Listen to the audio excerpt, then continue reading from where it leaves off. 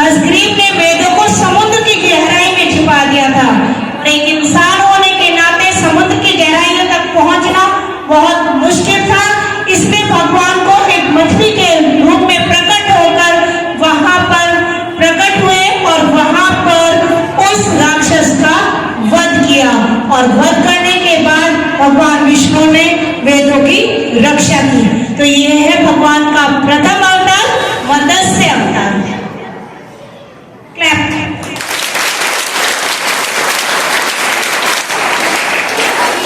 की शायद आप लोगों को नहीं पता, क्योंकि ज्यादातर हम जो अवतार मानते हैं वो दो अवतार माने जाते हैं, कृष्णा के रूप में और मर्यादा पुरुषोत्तम श्री राम के रूप में।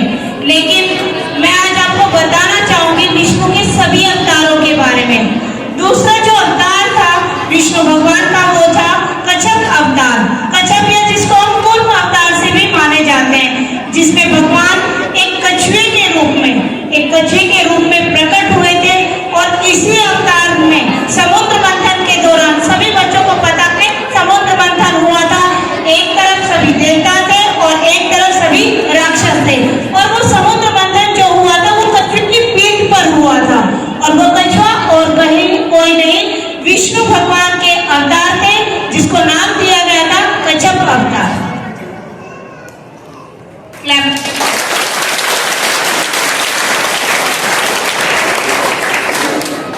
तीसरे अवतार, जहां पर विष्णु भगवान ने जब अवतार लिया तो उनका शरीर था, आधा शरीर मानव का था और आधा जो शरीर था उनके सूअर के रूप में प्रकट हुआ था। जहां पर उन्होंने हिरण्यकशिपु के भाई थे हिरण्य का वध करके